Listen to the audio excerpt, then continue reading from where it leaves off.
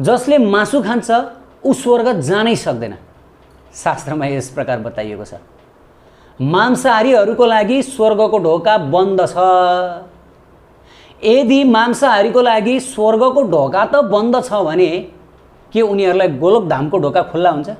वैकुण्ठ धामको ढोका खुल्ला हुन्छ? निश्चित रूपले सपनामा पनि सोच्न सकिन्न, चिताउन सकिन्न। त शास्त्रमा बकाइदा बताइएको छ, स्पष्ट रूपले बताइएको छ, त्यो पनि मनु संहितामै बताइएको छ। केही व्यक्तिहरूले मनु संहिताबाट कोट्स गरेर मलाई बताउँदै थिए, हेर्नुस् त मनु संहितामै मांस खानु, मांस नखाएमा चाहिँ पाप लाग्छ भनेर लेखिएको छ, हेर्नुस् त गुरु भनेर एकचोटि मलाई देखाउँदै थिए। मैले भने मैक्स मुलर जस्ता व्यक्तिहरूले अनुवाद गरेको मनु संहिता छ भने चाहिँ यस्तो कुरा पाइन्छ हजुर? त प्रिय भक्त भागवत, जब भारत र नेपाल पाश्चात्य पश्चिमाहरूको अधीनमा थियो त्यो समयमा के भयो भन्दा सारा विश्वभरि येशू संस्कृति फैलाउनको लागि भनेर अंग्रेजहरूले हाम्रो भारतीय शास्त्रहरू विशेष गरी मनु संहिता किन भन्दा सामाजिक कार्यक्षेत्रमा अत्यन्त संवेदनशील मोरल एन्ड कोड्सले भरिएको मनु संहितालाई उनीहरूले तोडमोड गरिदिए। मनु संहिता ओरिजिनलमा लेखिएको छ मांस खानु पाप हो, मांस खाने व्यक्तिलाई स्वर्गको ढोका सधैँको लागि बन्द हुन्छ भनेर लेखिएकोमा अंग्रेजहरूले अनुवाद गरेर लेखिदिए कि मांस नखानु चाहिँ पाप हो। अनि यहाँ विवाद आयो। धेरै विवादहरू छन् मनु संहितामा, तर यदि ओरिजिनल मनु संहिता नपढ्ने हो भनेदेखि हामी विवादमा फस्दछौँ। मनु कुनै साधारण व्यक्ति हुनुहुन्न, साक्षात भगवान नारायणका अवतार हुनुहुन्छ। त के उहाँले गलत कुरा लेख्न सक्नुहुन्छ? उहाँको कुरालाई अंग्रेजहरूले विशेष गरी मैक्स मुलर, तपाईहरु टिपेर राख्नुस्, मैक्स मुलर जस्ता व्यक्तिहरू अंग्रेजहरूद्वारा खटाइएका र भारतीय संस्कृति भारतीय शास्त्रहरूको खण्डन गर्न बेइज्जत गर्न भनेर खटाइएका हुन्।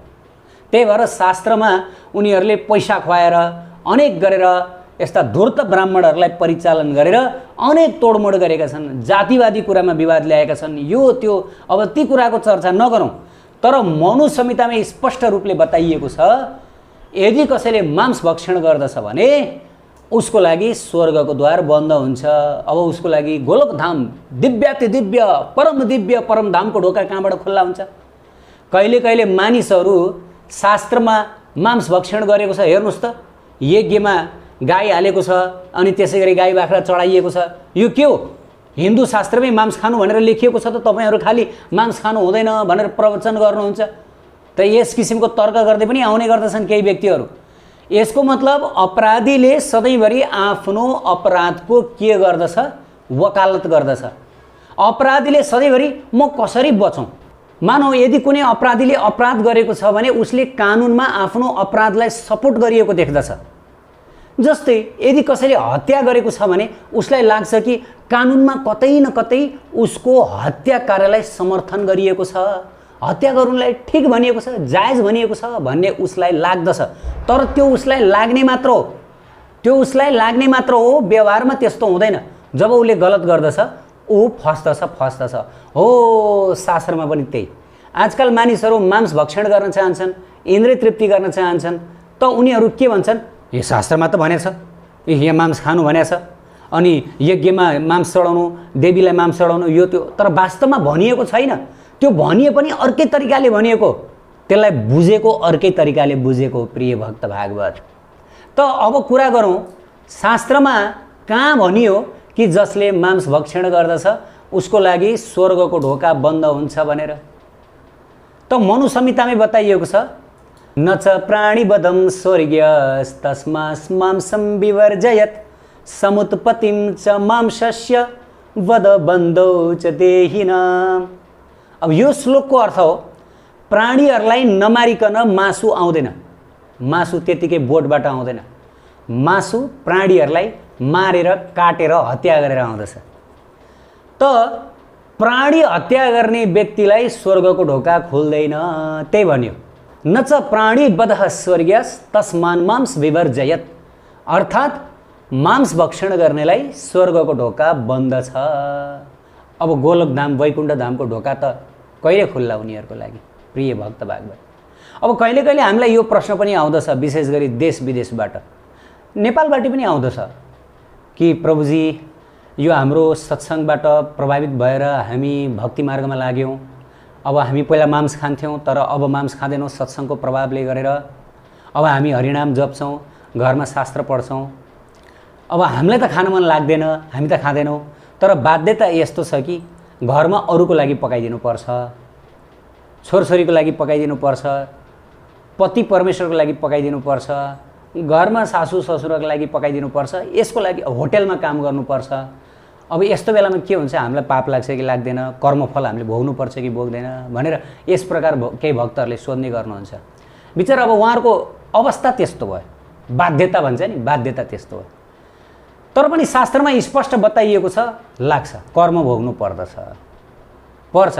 भलै तपाईँ मांस नखानुहोस्, तर यदि तपाईँ मांस पकाउनुहुन्छ, मांस काट्नुहुन्छ, मांस अरूलाई पस्काउनुहुन्छ भने तपाईलाई मांस खाए बराबरकै पाप लाग्दछ।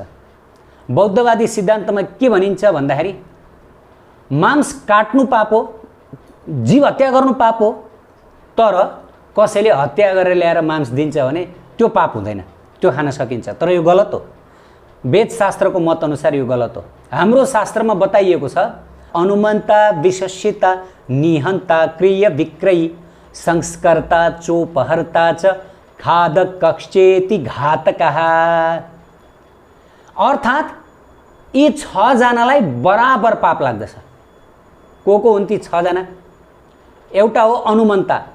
अनुमन्ता भनेको उसले खाओस् नखाओस् अङ्ग काटेर अलग अलग गरिदिनेवाला, जस्तै कसै उसलाई पाप लाग्छ, उसले खाओस् नखाओस्। अनुमन्ता भनेको काटेर अलग अलग गरिदिने। अर्को दोस्रो नम्बर विशस्यता, मार्नेवाला। त्यो मार्नेवालाले खाओस् नखाओस् उसलाई बराबर पाप लाग्यो। अनि त्यसै गरी आएर क्रिय विक्रय, जसले किन्ने र बेच्ने काम गर्दछ उसलाई पनि कर्मफल लाग्यो। 3 जना भयो। अब चौथोमा संस्कर्ता, पकाउनेवाला। 5औँमा चोपहर्ता, पस्कनेवाला, आफू खाए नि नखाए नि पस्किदिने, आफू खाए नि नखाए नि अरूलाई खुवाउने। खाद कक्ष्यति, खानेवाला 6। यी 6 जनालाई बराबर पाप लाग्छ। प्रिय भक्तभाइ, बराबर पाप लाग्छ, अलिकति पनि कम हुँदैन। शास्त्रमा यस प्रकार बताइयो।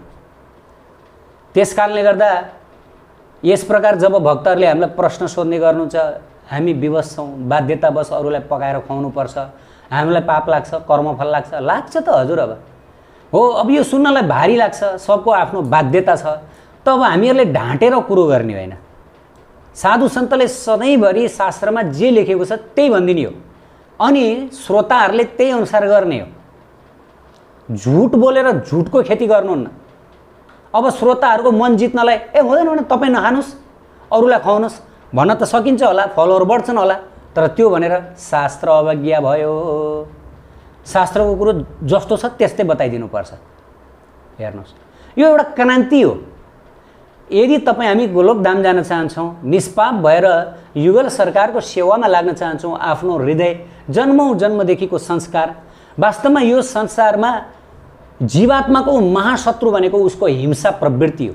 जबसम्म उसको हृदयमा परदुःख दुःखी अर्थात् अरूको दुःखलाई देखेर दुःखी हुने यो भावना पलाउँदैन, तबसम्म ईश्वरको धाम गोलोक धामको ढोका उसको लागि सधैँको लागि बन्द छ। सधैँको लागि बन्द छ। ऊ चाहेर पनि जान सक्दैन, किन भन्दा उसको हृदय कठोर भएको हुन्छ, उसको हृदय स्टिल फ्रेम्ड हुन्छ। किनभने अन्य प्राणी पशु पक्षीहरूलाई निर्घात रूपले मारेर उसको मांस खानु, उसलाई चिच्याउनु, उसलाई भनिन्छ नि उफारी हेर्नुहोस् त त्यो निर्दोष प्राणी पशु पक्षी मार्दाखेरि कसरी ऊ छटपटाउँछ, त्यो हेर्न कसरी सकिन्छ। हो, त्यसकारणले गर्दाखेरि वैष्णवहरू पर दुखी हुन्छन्, अरूको दुःख देख्न सक्दैनन्। जबसम्म हामी अरूको दुःख देख्न नसक्ने बन्छौँ, अरू जीवहरूप्रति हामीमा दया भाव आउँछ, तब मात्रै चैतन्य महाप्रभुको कृपा प्राप्त हुन्छ र चैतन्य महाप्रभुको कृपाले मात्रै हामीहरू प्रेमधाम युगल सरकारको त्यो दिव्य प्रेम राज्य, त्यो परम आनन्दको राज्यमा जान सक्छौँ, नत्र सक्दैनौँ। प्रिय भक्त भागवत, क्रान्ति गर्नु छ। हेर्नुहोस्, छोराछोरीसँग क्रान्ति गर्नु छ, पतिसँग पनि क्रान्ति गर्नु छ, पत्नीसँग पनि क्रान्ति गर्नु पर्ला। किन भन्दाखेरि दुर्लभ मानव चोला हो। उनीहरूको पापमा सहभागी भएर उनीहरूको कर्मको हिस्सा खाएर बार बार यो संसारमा जन्मनु त भएन। बल्ल बल्ल गुरु कृपाले राधाकृष्णको भक्ति पाइएको छ, मानव चोला सार्थक हुँदैछ। अब किन पापी व्यक्ति, सिधा अर्थमा भन्नुपर्दा पापपूर्ण व्यक्ति, हाम्रो परिवार हाम्रो कोखबाट जन्मिए हाम्रो आफन्त परे भन्दैमा उनीहरू निष्पाप हुने होइन। उनीहरू महापापी पनि हुन सक्छन्, छोराछोरीहरू महापापी पनि हुन सक्छन्, बाउआमा महापापी पनि हुन सक्छन्। उनीहरूको चरित्र, उनीहरूको चेतना कस्तो छ, चेतना। त्यसकारणले गर्दाखेरि हामीले पत्ता लगाउनु पर्छ। यदि कसैले मलाई मान्छेले भन्छ भनेदेखि नदिनुहोस्, क्रान्ति गर्नुहोस्, दिन्न मैले दिन मिल्दैन, त खा, जसरी खानु छ खा। विशेष गरी छोराछोरीहरूप्रति आमाको मनमा दया आउँछ, मामु मांस पकाइदिनुहोस् न। त्यो भनेपछि के हुन्छ, ओहो छोरोले आज मांस माग्यो पकाइदिनु पर्छ भनेर दया हो। यस्तो किसिमको लौकिक दया नराख्नुहोस्, त्यो छोरोको पनि बर्बादी, तपाईँको पनि बर्बादी। तपाईँ त साधक हुनुभयो, तपाईँले त भक्ति जीवन अपनाउनु भयो, तपाईँले त अब 4 नियमको फलो गर्नुभयो, मांस खान्न, जुवा तास खेल्दिन, जाँड रक्सी खान्न, परिस्थिति परपुरुषसँग गर्दिन भनेर त शास्त्रमा बतायो। पकाएर खान दिनु पनि खाए बराबर हो। त किन यो कर्मजालमा हामी फस्ने? भनिदिनुहोस् छोरालाई अथवा भनिदिनुहोस् तपाईँको पारिवारिक सदस्यलाई, म पकाउँदिनँ, मैले गुरु आश्रय लिएको छु, राधाकृष्णको भक्ति भजन गरेको छु, नाम जप्ने गरेको छु, म पकाउन्न, म छुँदा पनि छुन्न, यो मेरो व्रत हो, तिमीहरू जे गर्छौ गर, मलाई अब घरबाट निकालिदिन्छौ निकाल, अब मलाई तिमीहरूले कुट्नु छ कुट, पिट्नु छ पिट, आफै पकाएर खाऊ, म पकाएर खान दिन्न, म दिन्न। यदि कसैले जबरजस्ती तपाईँलाई पाप गर्न लगाउँछ भनेदेखि तपाईँलाई त्यो पाप गराए बापत उसले चौबर फल भोग्दछ। तपाईँ भनिदिनु, यदि मैले तेरो लागि पकाएर खुवाएँ भने, तँलाई पकाएर खुवाएँ भने, मेरो इच्छा विपरीत तैँले मलाई यो गरिस् भनेदेखि तैँले मैले जुन पाप गर्छु त्यसको 4 गुणा बढी भोग्छस्। र साथसाथै मेरो गुरुको चरणमा पनि तैँले अपराध गर्छस्, मेरो इष्टको चरणमा पनि तैँले अपराध गर्छस्, राधाकृष्णको चरणमा, तेरो विनाश हुन्छ। अब के चाहन्छस् त, हैन? त यस प्रकार क्रान्ति गर्नुपर्छ। यो क्रान्ति हो, हरे कृष्ण क्रान्ति। यहाँ क्रान्तिको कुरा छ, किनभने क्रान्ति नगरिकन परिवर्तन हुँदैन। क्रान्ति नगरेसम्म, चेतनामा क्रान्ति नगरेसम्म गोलोक गइँदैन। राधा रानीको चरण प्राप्त गर्न सकिन्न। यो आमूल परिवर्तन ल्याउनु छ हाम्रो चेतनामा। त्यसकारणले गर्दाखेरि यो लुते भएर डढाएर, हैन, एकदमै भावुक भएर त्यस प्रकार हुँदैन। प्रिय भक्त भागवत, कर्म लाग्छ, कर्म लाग्छ, भोग्नुपर्छ। अरे पापी व्यक्तिको समीपमा बस्दाखेरि त उसको हावाले स्पर्श गर्दा त उसको पाप कर्मको फल भोग्नुपर्छ, हिस्सा बाँड्नुपर्छ भने उसको लागि पाप गर्दिनाले, हैन? त्यसकारणले गर्दा चाहे होटेलमा हो, चाहे घरमा हो, चाहे जहाँसुकै हो, मांसको व्यवहार, केवल मांसको व्यवहार मात्र होइन, कुनै पनि पाप कर्मको व्यवहार गर्नुहुन्न। किनभने हामीहरूले परम पवित्र भन्दा पनि परम पवित्र युगल सरकारको चरण कमललाई समातिसकेका छौँ। इतिहासमा जे भयो भयो, अब छोडिदिउँ, बिर्सिदिउँ। इतिहासमा गोमांस खानेहरू पनि यति बेला हरे कृष्ण महामन्त्र जप गरेर हिँडिरहनु भएको छ। क्षमा भयो, चैतन्य महाप्रभुले क्षमा गर्नुभयो, महाप्रभुले त्यो व्यक्तिलाई क्षमा गर्नुहुन्छ। अरे महाभन्दा महापाप गरेको जगाई मदालाई पनि क्षमा गर्नुभयो, जसले प्रत्येक दिन मांस भक्षण गर्थे, प्रत्येक दिन बलात्कार गर्थे, प्रत्येक दिन जो स्त्रीलाई बलात्कार गर्दथे उनीहरूलाई मारेर फालिदिन्थे, प्रत्येक दिन बङ्गाल पुरा उनीहरूदेखि भयभीत थियो। जो नरक विभागका अध्यक्ष यमराजजीका सचिव हुनुहुन्थ्यो चित्रगुप्ता, उहाँले पनि उनीहरूको पापको हिसाब किताब गर्न सक्नुभएको थिएन, यति पाप गरेका थिए ब्राह्मण भएर पनि। तर चैतन्य महाप्रभुको शरणमा परेर पश्चाताप गरेर रोएर अबदेखि पाप गर्दिन, अबदेखि पाप गर्दिन भनेपछि मात्रै चैतन्य महाप्रभुले स्वीकार गर्नुभयो, सम्पूर्ण पापबाट मुक्ति प्रदान गर्नुभयो, कृष्ण प्रेम प्रदान गर्नुभयो, चरण प्रदान गर्नुभयो। निश्चित रूपले हामी सबै पापी हौँ संसारमा, माताको गर्भबाट जन्मेदेखि नै हामी पापी हौँ। तर जब एकचोटि राधा रानीको चरण हामी पक्रन्छौँ, एकचोटि चैतन्य महाप्रभुलाई हे प्रभु म हजुरको हुँ भनिसक्यौँ, अब त्यसपछि पाप कर्मलाई दोहोऱ्याउनुहुन्न। अब गल्तीले भयो, अन्जानमा भयो भनेदेखि भगवानले क्षमा गर्नुहुन्छ, निश्चित रूपले उहाँ दया सागर हुनुहुन्छ। तर जानी जानी भावुक भएर हामीले कुनै किसिमको पाप कर्मको आश्रय गर्नुहुन्न। 10 नाम अपराधमध्ये यो पनि पर्दछ, भगवानको नामको बलमा पाप कर्म गरिरहनु। मैले नाम जप गरेको छु, राधा कृष्णको सेवा गरेको छु, मैले जति पाप गरे पनि उहाँले मलाई माफ गरिदिनुहुन्छ, हुँदैन, अब अपराध हुन्छ। पहिला पाप भयो, पहाड जति पाप पनि राधा कृष्णले नष्ट गरिदिनुहुन्छ। तर अब भक्त भएपछि सावधान, प्रिय भक्त भागवत, सावधान रहनुपर्छ। त्यस कारणले गर्दा मांस भक्षण गर्नेलाई स्वर्गको ढोका त खुलेको हुँदैन भने गोलोकधामको ढोका कहाँबाट खुलेको हुन्छ?